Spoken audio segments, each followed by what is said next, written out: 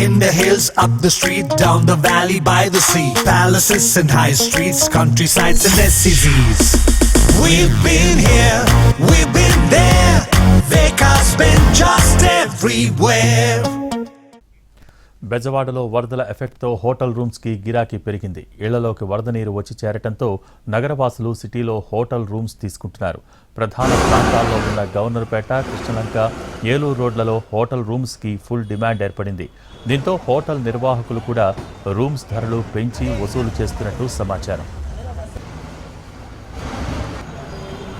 దీనికి సంబంధించి మరింత సమాచారం మా ప్రతినిధి శ్రీకాంత్ అందిస్తారు.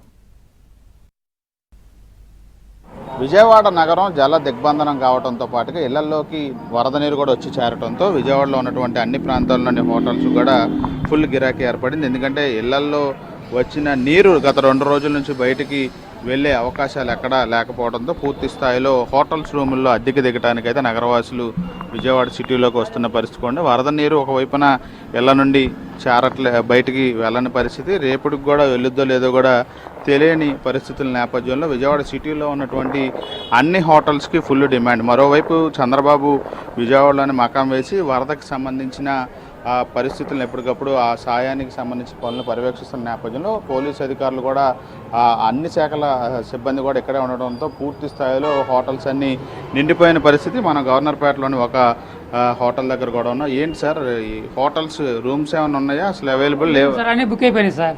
ఈ వరద బాధితులకు ఇబ్బంది అయ్యి ఇటు వచ్చేస్తున్నారు. మొత్తం అక్కడ పడుకోవడానికి కానీ ఇటు కూర్చోవడానికి కానీ చాలా ఇబ్బంది పడి ఇలా వచ్చేస్తున్నారు సార్. మామూలు రోజుల్లో ఎంత రద్దీ ఉంటుందా? హోటల్ రూమ్స్ ఫుల్ అవుతాయా? మామూలు రోజులు అంత రద్దీ ఉండదు సార్, మామూలుగానే ఉంటుంది. ఈ 2 రోజుల నుంచి ప్రజలు కూడా చాలా ఇబ్బంది పడుతున్నారు.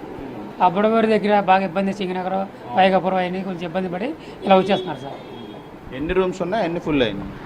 మా దగ్గర 7 రూమ్స్ ఉన్నాయి, 7 రూమ్స్ ఫుల్ అయినాయి సార్. మొత్తం స్థానికంగా గవర్నర్పేట ఏరియా, గాంధీనగర్ ఏరియాలో ఉన్న హోటల్స్లో కూడా ఎలాంటి పరిస్థితి ఉంటుంది, మీకు ఐడియా ఉంటుంది? అంటే సార్ మొత్తం చాలా వరకు ఫుల్ అయిపోయినాయి సార్. అన్ని చాలా వరకు 90% ఫుల్ అయిపోయినాయి సార్. కొన్ని రేట్లు కూడా ఎక్కువ పెంచి తీసుకుంటున్నారని కూడా అంటున్నారు. అంటే అలాగే మీకు డిమాండ్ ఉందని సార్? అంత ఏమీ లేదు సార్, నార్మల్గానే తీసుకుంటున్నారు.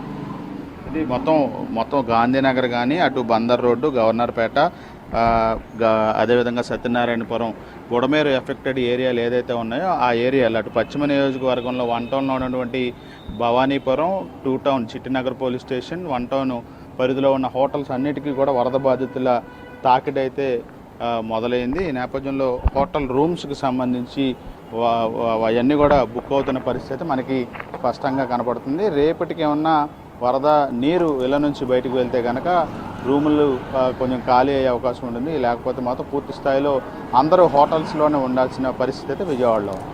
100% ఈశ్వర్తో శ్రీకాంత్ ఎన్టీవీ, విజయవాడ నుంచి.